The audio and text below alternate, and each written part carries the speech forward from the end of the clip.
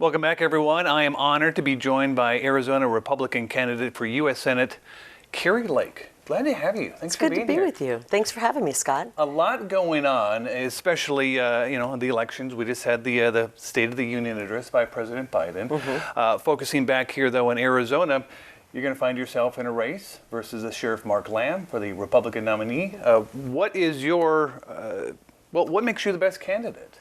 I think I'm ready for the fight in D.C., and this is truly a fight to save our country. This isn't even, oh, if we get it wrong this election, we got next election. We're in the last 8 months of this country. We have to fight the next 8 months to win this race. This is a big race. This is not a starter race. This is a race where you have to be able to raise money. It's going to be a $200 million race, the most expensive in the country, against Ruben Gallego, who is a radical leftist. And we need someone who can raise money to fight back the money that Soros, that the teachers' unions are going to pour in, that Planned Parenthood's going to pour into this state. And we need to have someone who's a serious contender. There's a reason President Trump has endorsed me. He knows I'm the fighter we need in Washington, D.C. And I picked up the endorsements of about 25 other senators, including great fighters like Senator Rand Paul. I got Mike Lee's endorsement this last week, and many others who are fighters in Washington, D.C., and they say, we want Kari Lake to come. She understands the issues, she understands how legislation is made, and she understands that sometimes it's not about making legislation, it's about stopping bad laws from being put on the books that end up destroying our businesses, our liberties, and taking away what our God-given rights are. So we've got to fight Ruben Gallego. I'm solely focused on him. I've seen the polling. We're up 30 and 40 points over Lamb. And so right now I'm focused on who my opponent is, and that is Ruben Gallego, a man who would be destructive to this country, a man who has voted for open borders every step of the way. He calls a border wall stupid. He calls ICE agents, he's literally threatened them on Twitter. If ICE agents do their job in enforcing immigration laws, he said they better watch out. So this is a guy who's absolutely dangerous, and we need a real fighter who's proven to Arizona that they will stand up and take the hits and fight for this state, and that's me. Sheriff Mark Lamb has called you out, shot his shot, you could say. He would like to do a debate with you. Are you up for that? I would do any debate that the AZ GOP puts on, absolutely. And any AZ GOP sanctioned debate that's televised, I'll do. But my focus right now, we have 8 months. We have very limited time. You know me, I'm not afraid to interview. I'm not afraid to debate. I will answer any question. As I just said to you, you said, want me to ask you anything? I said, ask me anything. I'm not afraid to debate, but I need to focus on Ruben Gallego. And Ruben Gallego is frankly going to be a disaster if we allow him to win this race. So all of my focus is on him. If the AZ GOP decides they want to do a AZ GOP sanctioned debate and televise it, I'll jump right in. Until then, I need to focus on the real enemy, which is Marxism and Ruben Gallego. Mark Lamb says he's the better candidate to go against Gallego. What makes you the better candidate? I'm the better candidate because I have better policies. I understand the issues of the entire state.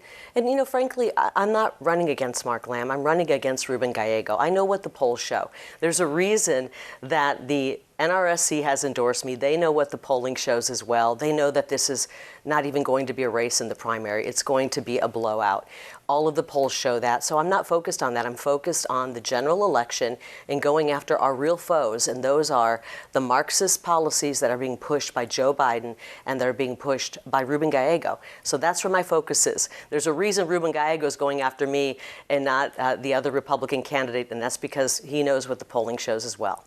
When it comes to that head-to-head, if it is you versus Gallego, U.S. Senator Kyrsten Sinema will not run for re-election. So how do you grab those independent voters to have them on your side? I think I'm grabbing them already. The polling shows that I'm the most popular Republican among independent voters in the state. This is one of the reasons I think President Trump is endorsing me. He knows that I'm going to reach the so-called suburban moms. I'm a mom myself. I'm the only mother in the race right now. And frankly, we need some moms to go to Washington, D.C. and get things straightened out because it's a mess back there. I know what the polling shows. I know that I have the issues that are issues that will make lives better for not just Republicans, but for Democrats and independents. These are America First ideals. My policies are America First. It's securing the border by finishing President Trump's wall, going back to remain in Mexico, and stopping catch and release. You know, we have had those policies. They did work before, and Joe Biden, along with his enabler, Ruben Gallego, pulled all of that back with 94 different executive orders and opened up our border to millions of people pouring in, dangerous folks who are here, many of them to do harm to Americans. We're watching literal foreign armies walk across our border, and nothing is being done in Washington, D.C. We need someone who's going to get something done. I'm going to do that, and that's why I have the endorsement of President Trump and many other fighters in Washington, D.C. and the Senate who want me to come and help work with them to turn things around in Washington, D.C., because it's a mess right now. You talked about the border. Let's touch on it a little bit more. You talked about filling in the gaps. What would you do to secure that border? And do you stand with migrants coming across the border and then having to wait in the U.S. to have their asylum hearings? Of course I don't. We got to go back to remain in Mexico. What happened was Joe Biden pulled all those policies that were working back. And he literally, with a wink and a nod, said, come on in. We're open for business. Come on in. And now we have 170 countries, people from 170 countries pouring in, many of them from countries that support and sponsor terrorism. And they're now inside of our country. I mean, we don't have to look any further than the tragic murder of Laken Riley, a 22-year-old nursing student who was brutally murdered by a maniac who's here from Venezuela, should have never been here to start with. And this is common around the country. Thousands of Americans are victim of crimes. Not to mention we have a housing shortage.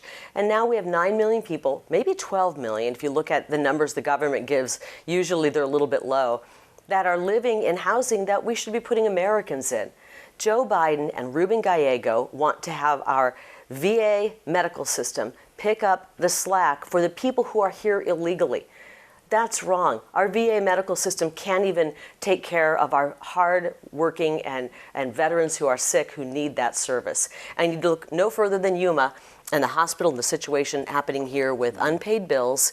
It would be a tragedy, and it would affect this community detrimentally if that hospital had to shut down.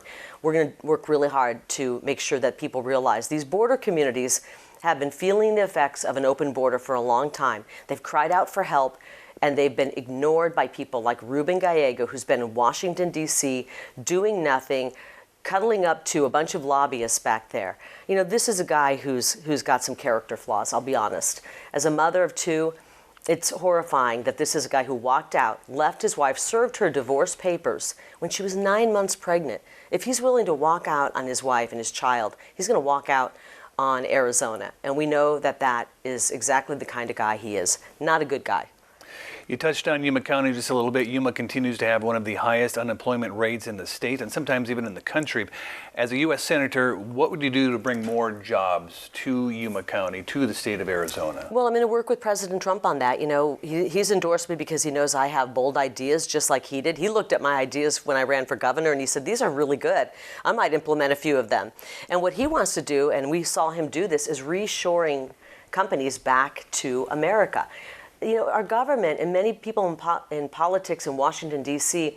sent a lot of our manufacturing overseas. That's where we saw in the 70s and 80s a lot of jobs just disappear. And this is one of the reasons we're in a hole when it comes to our budget, because we've shipped so many jobs overseas that we don't even have that tax revenue coming in from those jobs. So President Trump wants to bring these manufacturing companies back. We should start building things here in America, and I think Arizona is poised for that, especially with our proximity to Mexico. I want to see companies come back. And for some of those companies, they are going to need different kinds of labor that they could get on the Mexico side and the American side, and that puts Arizona in a great position. It puts Yuma in a great position. I'd rather see America and frankly North America thriving than sending all of our manufacturing to places all over the globe, faraway places. We are poised here in Arizona to do some of that reshoring with manufacturing, and I'll work really hard to make sure we do that. One final question, a hot button issue across the state of Arizona. What are your views on abortions in Arizona, and do you think all abortions should be illegal? And what about the recent IFV ruling? I really want to see women have more options. Right now, the left says they're pro-choice, and they give you one choice. You walk into an abortion clinic, and that's the only choice you have. We want women to enjoy the pure joy of motherhood, and so that means giving them options. can't even imagine walking into an abortion clinic. You're afraid, you can't afford your baby, you have an abortion, and then you walk out, you turn the news on, and you see that politicians have sent another $90 billion to Ukraine. You can't afford your baby, but they're sending money to Ukraine. We need to show women that there are true options out there. Right now, we're in limbo. We don't know what the law is going to be in Arizona. I think the 15-week law that I believe at the end of the day is what the Supreme Court in Arizona will rule is a law that most Arizonans can get behind. About 80% of Arizonans can get behind that. They say it keeps abortion safe and rare. And the problem with when you go beyond that is that you're looking at all the way up until the time of birth, which is what Ruben Gallego is for. Ask him where the limit is on abortion. Is it 15 weeks? Is it 26 weeks? Is it 36 weeks? They don't have any limitations. They're okay with taking the life of a baby right up until birth. That's a 7-pound baby, tearing that apart.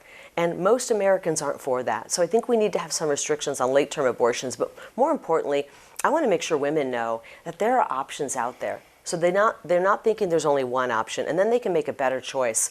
And frankly, Republicans have to put the money where their mouth is. And I believe we need to offer baby bonuses for moms who are going to have a baby. We need more babies in this world. Our population is declining. And I know the greatest joy in life is being a parent. And so anything we can do to help parents make that great choice, make sure they have the care they need when it comes to being able to stay home a little bit longer with their kiddos to get that bond going, and that they're not punished for work because of that. I think we need to do real pro-family legislation to make sure that our families are healthy. Our country is only as healthy and secure as our most important institution. And the most important institution in any country is the family. And right now the family is struggling. So I want to make sure that as a mom, I go to DC and write legislation that's going to help support families so that they're good, strong, and healthy. Real quick, and I think this is an important question, should you be elected as to the new U.S. Senator for Arizona, you'd be working with Mark Kelly. What is your working relationship with Mark? You know what? I haven't worked with him, so I don't have a working relationship, but I can work with anyone. I'm from a big family. I'm the youngest of 9 children. And as I like to say, at the end of the day, you might have been fighting with one of your siblings, but by the time you go to bed or you wake up the next day, you're together again and you're working together. You can't hold grudges forever. And so I am happy to work. We would be senators that would work together.